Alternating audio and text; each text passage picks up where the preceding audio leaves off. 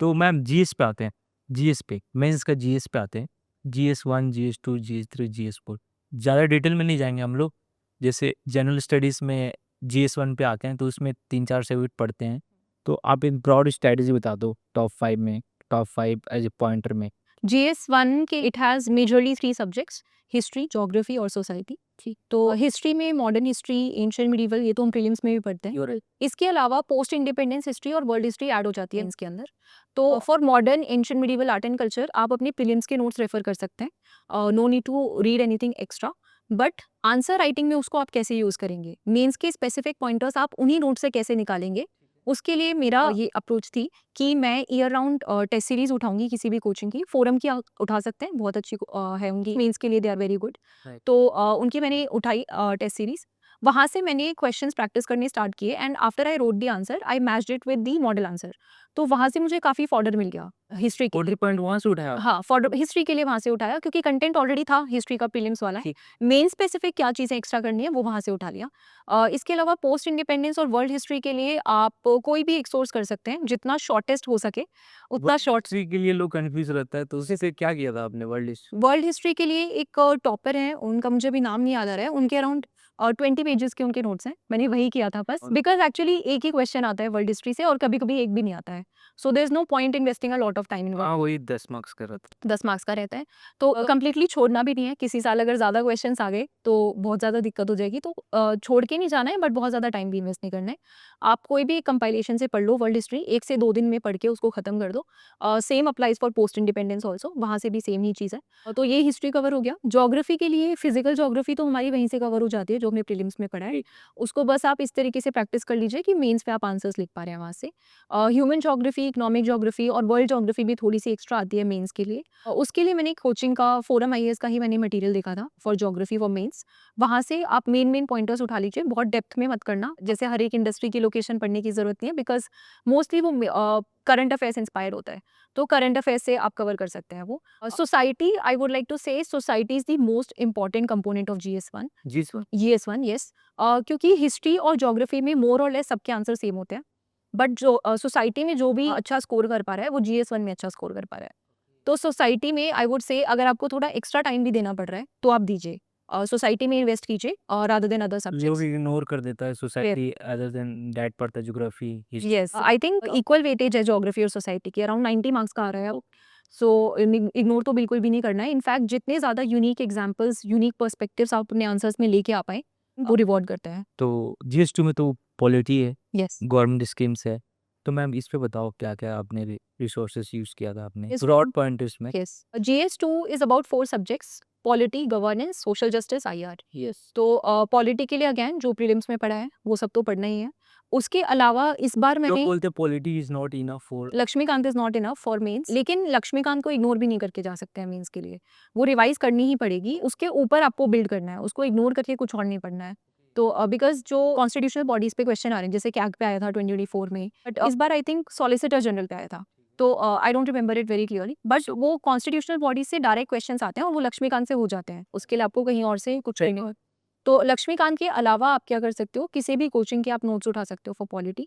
वहाँ पे आपको कोशिश करनी है, जीएस2 में it's more about current affairs. GS two और 3 में करंट अफेयर्स की इंपॉर्टेंस रिलेटिवली ज़्यादा है, तो आप करंट का जितना भी कॉन्टेक्स्ट दे सकते हैं अपने आंसर में वो आप कोशिश कीजिए। इसके अलावा कमिटी रिकमेंडेशंस, सुप्रीम कोर्ट के जजमेंट्स, कोई भी ऐसे इंटरनेशनल बेस्ट प्रैक्टिसेस अगर हैं, इंडियन में भी अगर कोई बेस्ट प्रैक्टिस है किसी स्टेट के अंदर, तो वो सब इस सब्जेक्ट में बहुत मैटर करता है क्योंकि इससे मार्क्स बूस्ट होते हैं। इस बार मैंने अतीश माथुर सर के नोट्स रेफर किए थे फॉर जीएस2। आईआईटी के लिए GS two as a whole. Whole. Yes, उनके मैंने लेक्चर्स नहीं देखे थे, नोट्स उनके फ्रीली टेलीग्राम चैनल पे अवेलेबल थे, तो मैंने वहीं से वो कवर किया था। काफ़ी अच्छे नोट्स हैं सर के। तो गवर्नेंस और सोशल जस्टिस भी वहीं से कवर हो जाएगा अतीश सर के नोट से। आईआर के लिए भी आप यही कर सकते हैं, करंट अफेयर्स और अतीश सर के नोट्स किए थे मैंने। तो कोमल मैम जीएस 3 पे आ जाते हैं। तो बहुत ट्रिकी हो जाता है जीएस 3 यस। में स्कोर करना। लो बहुत सारे सब्जेक्ट हैं उसमें और बड़े-बड़े हैं, डिज़ास्टर मैनेजमेंट हो गया, सिक्योरिटी हो गया, इंटरनल सिक्योरिटी। तो आपने कैसे प्रायोरिटाइज़ किया था कि किस पे कितना टाइम देना है? कैसे किया था कवर आपने जीएस 3? जीएस3 yes definitely it's a tricky subject, क्योंकि इसमें इतने सारी चीज़ें हैं कवर करने के लिए, तो इतना डाइवर्स है और आई थिंक इसी वजह से ही इसमें स्कोर करना भी थोड़ा मुश्किल है। एवरेज स्कोर 80 टू 90 जा रहा है इसमें for the past few years. मेरा भी लास्ट टाइम 87 था, इस बार 88 था, बहुत ज़्यादा इंप्रूवमेंट नहीं हो पाया। Despite studying a lot for GS3 this time. But I think mistake क्या हो रही है कि there are a few outliers जो बहुत अच्छा स्कोर कर रहे हैं GS3 में, and I talk to them, so they told me कि वो बहुत ज़्यादा सब्जेक्ट स्पेसिफिक लैंग्वेज यूज़ कर रहे हैं पेपर के अंदर। For example, because it has 6 subjects, economy, agriculture, environment, disaster management, science and tech, internal security. तो एक हर सब्जेक्ट की अपनी एक लैंग्वेज होती है, अपने कीवर्ड्स होते हैं, सही है। तो वो ड्रॉप करना बहुत ज़रूरी है आंसर के अंदर। तो अगर आप जनरलिस्टिक आंसर लिखेंगे तो जनरलिस्टिक ही मार्क्स मिलेंगे। तो हर सब्जेक्ट के स्पेसिफिक कीवर्ड्स पढ़ना बहुत ज़रूरी है। तो I think that is the major take away for GS3।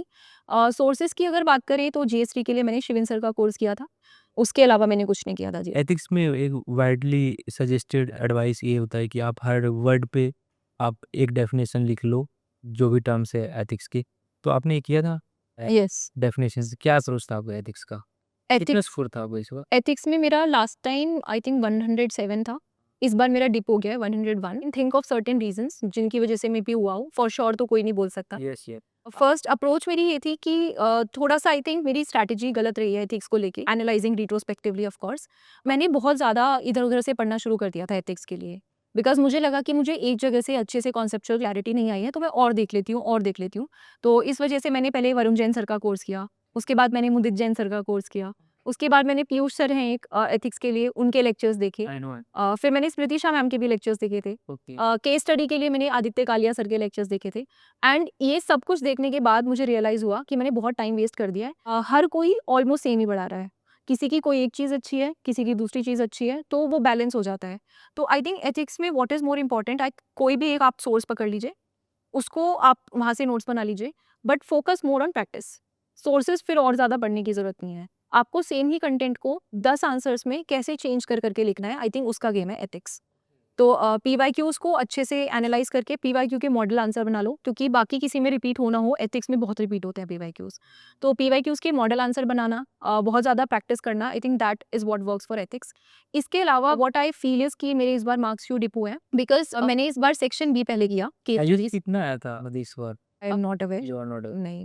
तो मैंने इस बार पहले केस स्टडीज़ अटेम्प्ट किया था इन द एग्ज़ाम हॉल, और लास्ट टाइम मैंने सेक्शन ए से स्टार्ट किया था, थ्योरी किया था? थ्योरी किया था। तो इसमें इश्यू क्या आता है कि कुछ एग्ज़ामिनर नहीं करना चाहिए स्टार्ट? नहीं, ऐसा नहीं है, बट एग्ज़ामिनर जो है वो सेक्शन ए से स्टार्ट करेगा आपका आंसर चेक करना।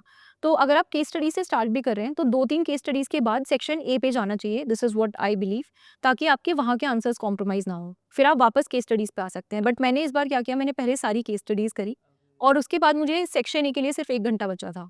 तो मैंने बहुत कॉम्प्रोमाइज़ कर दिया अपनी क्वालिटी ऑफ आंसर्स पे, अदरवाइज़ मेरा कुछ छूट जाता। इसलिए मैंने जल्दी-जल्दी शॉर्ट मतलब छूटा नहीं था ना आपको? नहीं, छूटा नहीं था फिर मेरा। येस।